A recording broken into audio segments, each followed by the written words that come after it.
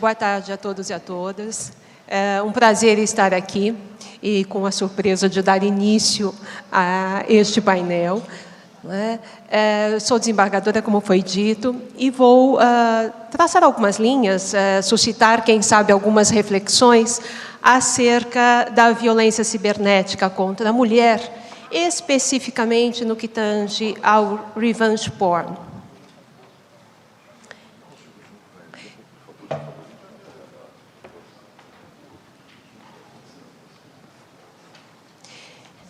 Para que tenhamos noção do tamanho das circunstâncias que alcançam essa questão, basta dizer que as denúncias de crimes ligados à violência contra a mulher, segundo a SaferNet, que é uma instituição de direitos humanos que faz esse estudo e recebe denúncias em termos de questões digitais, em 2017, houve 961 denúncias, enquanto, em 2018, 16.717 denúncias, o que equivale a mais 1.640% de aumento nessas denúncias. Evidentemente, há subnotificação. Não é? Nós temos que contar também que há constrangimento por parte de muitas mulheres, muitas de nós, né, que eventualmente sofrem violência, em levar essa denúncia a cabo. De forma que, pasmem, ainda assim o aumento é de mais de 1.600%. E por que eu disse especificamente que essa questão atinge as mulheres e, portanto, é sob esse ângulo que eu aprecio a questão? Porque, embora esse crime possa ser perpetrado também contra homens, por exemplo, é fato que 90% das vítimas são mulheres.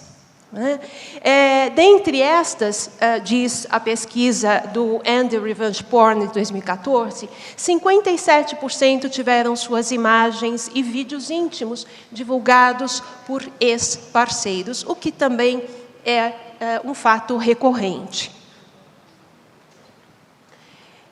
Disso resulta que podemos classificar, e daí eu ter dito especificamente no tema, não é, que se trata de violência contra a mulher, não é? Daí resulta que se trata de uma violência de gênero, segundo o artigo 1º da Declaração de Eliminação da Violência contra a Mulher da ONU. A pornografia de vingança, como todos nós, de uma certa forma, sabemos, ou se não intuímos, não é? É o compartilhamento, ou se constitui no compartilhamento de fotos e ou vídeos íntimos pela internet, sem autorização de todos os envolvidos ou com o propósito de causar humilhação à vítima. Eis um resumo do que consiste esse crime. E interessante e oportuno dizer também que essas fotos, embora possam ser, e muitas vezes são verdadeiros, podem ser também montados, podem haver montagens, principalmente com o que hoje denominamos de deepfake, que é a montagem de vídeos que são bastante realistas, de tal sorte que a questão não envolve, ou pode não envolver, só aquelas mulheres que eventualmente tenham mesmo enviado fotos, os famosos nudes, por exemplo, não é? Mas podem abarcar também, não é, por questões de vingança, por exemplo, fotografias, fotos e vídeos que possam ser montados. E hoje em dia a tecnologia é bastante grande, bastante eficaz e eficiente com relação a esse aspecto. Então, se as novas tecnologias mudaram a forma como vivenciamos as experiências, é certo também, e por isso nos trouxe grandes vantagens, né? Nenhum de nós aqui está disposto a abrir mão da tecnologia, não é? Haja vista o uso de celular, para dizer o mínimo, não é? É fato também que ela nos trouxe alguns reveses, né? Bauman estudou dos dois fenômenos que se complementam, a crise da privacidade e a decadência das relações interhumanas. E a pornografia de vingança lida justamente com a inconsistência dos amores modernos e a liquidez dos dados informáticos, perpassando o privado e o público em velocidades sem precedentes. Portanto, se as novas tecnologias, como disse, nos trouxeram vantagens, também trouxeram um espaço de violência, propiciam um espaço de violência. E tal violência não está descolada da realidade. Ao contrário do que nós pensamos, e até dizemos isso, né, nos referimos a ela como violência virtual, como se estivesse lá e permanecesse lá, e não tivesse os seus efeitos tão nefastos no nosso mundo, no mundo muito real. Esse é um engano, não é, que cometemos muitas vezes em dizer que o que é virtual não necessariamente vai nos atingir tão profundamente. E é exatamente o contrário. Não é? A distinção de uma violência que é relacionada à tecnologia, portanto, tem algumas características, o que a distingue de outros tipos de violência. Um suposto anonimato, aquele que perpetra a violência acha que vai ficar anônimo, o que não é necessariamente verdade, como todos nós sabemos, mas a sensação é de um suposto anonimato. A acessibilidade, a facilidade, a ação à distância e a automação. Tudo isso facilita, né, que esse crime se perfaça, se realize. Aqui um exemplo bastante conhecido, já divulgado, está nas mídias de uma forma geral. Ela, uma jornalista famosa, noiva de um empresário não menos conhecido, e em 2005, resolveu terminar o noivado. Em decorrência disso, ele publica imagens na internet, faz montagens e manipulações, e posta fotos como anúncio de programa, com o número de celular dela e dos filhos. Manda e-mails para os chefes e colegas de trabalho, as imagens verdadeiras e falsas espalham-se, as pessoas passam a comentar. Bom, as consequências são aquelas que nós todos conhecemos. De fato, o que chama atenção, e por que eu pontuei essa questão, né, é justamente essa. O trágico é que os prejuízos não se limitam à pessoa. Né? E todos aqui, independentemente de sermos homens ou mulheres, né, se mulheres, podemos ser uma vítima. Se homens, possivelmente tenham filhos, filhas, tenham sobrinhas, tenham esposas, tenham netas. Né? Então, todos nós somos, de alguma forma, envolvidos nesse drama, não é? E sofremos as consequências. Então, as consequências que são nefastas para a pessoa em si, para ela, como foi, não é? Produzem esses efeitos para toda a família. Não é? Quer sejamos homens, quer sejamos mulheres. Ela chama-se Rose Leonel. Os senhores talvez já tenham lido a esse respeito. E é fundadora da ONG Marias da Internet. E, segundo ela, dizendo a esse respeito, não é? Quando se sofre um crime de internet, sofrem-se 3 dores. Não é? A da traição da pessoa que você amava, a vergonha da exposição e a dor da punição social. As vítimas deste tipo de crime, diz ela, são responsabilizadas pela maioria das pessoas, enquanto o agressor ainda é poupado por uma sociedade machista. Então, cabe aqui um parênteses. Não estou deflagrando guerra contra os homens, de forma nenhuma. Mas a nossa sociedade é machista e nós vivemos assim. Quando eu digo nós, eu estou incluindo nós, mulheres. Nós somos mães. Nós também criamos os nossos filhos. né? Então, quando eu me refiro a essa forma de referir a sociedade machista, não é? É produto de séculos e séculos de história. E ambos, homens e mulheres, vivemos por esse prisma, desta forma. Ok? Então, fechando parênteses, não há nenhuma deflagração de guerra. Pelo contrário, a tentativa é justamente trazer reflexões. Não é? É saber se esse é o mundo que queremos deixar para os nossos filhos e filhas.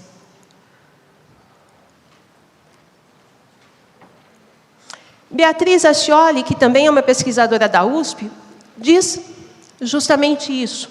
A história da Rose nos afeta não porque o ex-companheiro dela fez isso, ou não só por isso, mas porque todas as pessoas que receberam as fotos a condenaram também do ponto de vista moral. Isso diz algo sobre como pensamos a sexualidade das mulheres, diria eu, como não pensamos, na verdade. O que há ainda é uma perpetuação da sexualidade de recato da parte de todo mundo, porque o machismo está não só nos homens, mas é estrutural da nossa sociedade. Foi o que eu acabei de dizer. Não é? Não há culpados neste momento. O que há é uma sociedade que cresceu, evoluiu desta forma. Resta saber se essa é a melhor maneira de continuarmos conduzindo essa mesma sociedade. Colocadas essas questões, há alguns desafios. Eu vou pontuar rapidamente, até porque o tempo é exíguo, não é? O primeiro é reconhecer a existência do problema, óbvio. Não é? Se eu digo que nesse país não há, por exemplo, discriminação racial, eu não preciso tomar nenhuma medida a respeito. Então, a primeira questão é reconhecer-se o problema. Outras questões dizem respeito à minimização desse problema. Primeiro, com a banalização de manifestações de violência online. Aquela primeira questão a que eu me referi, achar que porque é online não é necessariamente tão grave quanto outros tipos de violência. Em segundo, minimizar também o discurso que tende a subestimar a gravidade da violência psicológica. É natural que todos nós tenhamos dúvidas quanto à dor psicológica de cada um. Afinal de contas, não há um exame de sangue que diz que de 0 a 10 eu tenho 8 de depressão, ou de infelicidade, ou de qualquer outra dor psicológica que possa me afligir. Não é? E, sendo assim, fica mais difícil reconhecer a dor psicológica do outro. Mas todos nós sabemos, por exemplo, qual é a dor psicológica da perda de um pai. Não é? Essa dor nunca é sanada. Né? A dor psicológica, como regra, ela se perpetua muito mais do que a dor física, que como normalmente ocorre, para a qual normalmente ocorre, há um tratamento. Não é? E, por fim, a culpabilização da vítima, não é? Que passa a não se sentir legitimada para reclamar. Porque se eu sei que a sociedade vai me acusar, mais até do que o próprio criminoso, evidentemente eu vou evitar que isso ocorra. Não é? O que acontece, e bem resumidamente, é que a conduta delitiva na pornografia de vingança, neste caso, entendo eu, reside na quebra de confiança. Então, o erro é daquele que viola o laço e não de quem confia, resumidamente. Não é? A culpabilização da vítima, em suma, é um julgamento, nesse caso, moral e de conivência. Normas socialmente construídas não fixam lugar para a sexualidade das mulheres, que ainda giram em torno dos ideais de recato, privacidade e falta de direito ao prazer. Normas rígidas que autorizam socialmente o julgamento e a punição às mulheres que não seguem padrões estabelecidos. Exemplo. Alguns anos atrás, 3 ou 4, salvo engano, houve a divulgação de uma lista em escolas da periferia de São Paulo, chamada Top 10. Essa lista foi divulgada, inclusive, pelos meios, pelas redes sociais, mas também foram divulgadas por meios escritos, etc. E nessas listas constavam o nome das alunas mais vadias e mais fáceis dessa escola. Né?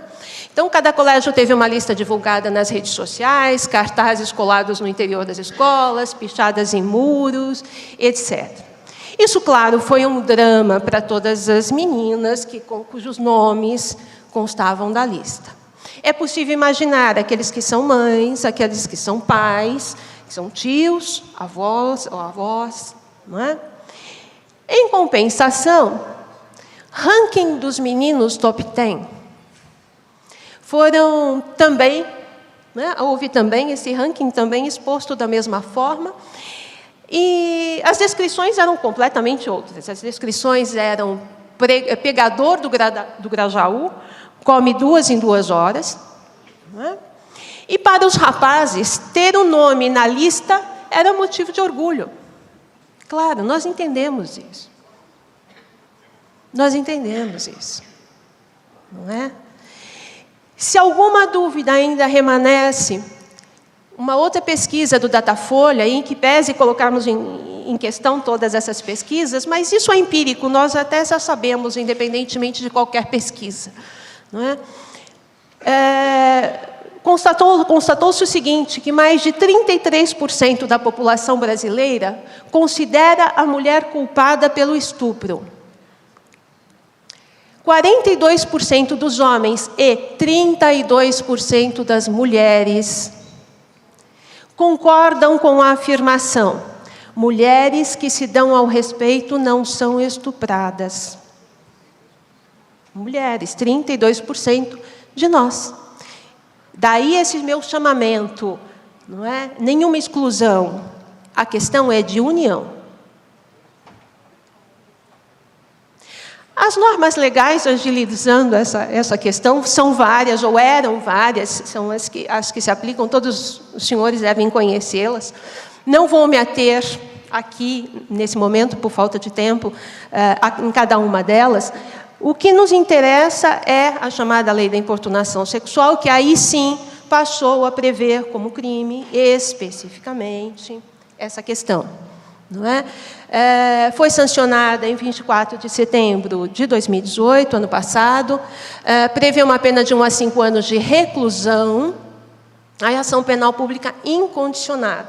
E ela surgiu a partir de vários casos, muitos deles divulgados na mídia, nós todos acho que nos lembramos de alguns, não é? A questão do Piauí, em que houve estupro coletivo, no Rio de Janeiro foi filmado e divulgado pela internet, o episódio do homem que ejaculou no pescoço de uma moça aqui mesmo em São Paulo, dentre outros. Não é? Isso tudo acabou por ensejar a modificação específica da nossa legislação, prevendo no artigo 218, então, que oferecer, trocar, disponibilizar, transmitir, vender ou expor à venda, distribuir, enfim, sem o consentimento da vítima, cena de sexo, nudez ou pornografia, entre outros, como verificamos, pena de reclusão de 1 a 5 anos se o ato não constitui crime mais grave. Mas o que nos interessa particularmente é o aumento da pena, e aí sim, né, diz respeito especificamente à questão de que tratamos, a pena é aumentada de 1/3 a 2/3 se o crime é praticado por agente que mantém ou tenha mantido relação íntima de afeto com a vítima ou com o fim de vingança e humilhação. Daí, especificamente, a questão do revenge porn, ou pornografia de vingança. Os nomes são variados e há uma série de críticas com relação a eles, nós não vamos entrar nesse mérito agora. Com relação às conclusões que possamos tirar, na verdade, não são conclusões. Não é? A minha intenção aqui, embora rapidamente, é suscitar a reflexão, é tentar jogar luzes sobre esse tema, de tal sorte que a reflexão para uma possível melhora desse quadro, não diria solução, mas para uma possível melhora, passa, evidentemente, pela questão da educação em sentido amplo. Não há como não educarmos as nossas crianças, inclusive educação digital. Não é? Esclarecimentos e prevenção, sim. Não é? A orientação de que fotos não devem ser repassadas, que não devem ser divulgadas. Enfim, isso é fundamental. E aplicação, a questão preventiva e punitiva, concomitantemente, claro, não é? A questão da aplicação rigorosa da lei, já que agora, não é? Embora já tivesse havido antes outras condenações, mas agora temos uma especificamente voltada à questão. Não é? E, para finalizar, trago novamente Bauman, não é? Segundo quem nenhuma sociedade que esquece a arte de questionar ou deixa que esta caia em desuso, pode esperar encontrar respostas para os problemas que a afligem. Muito obrigada.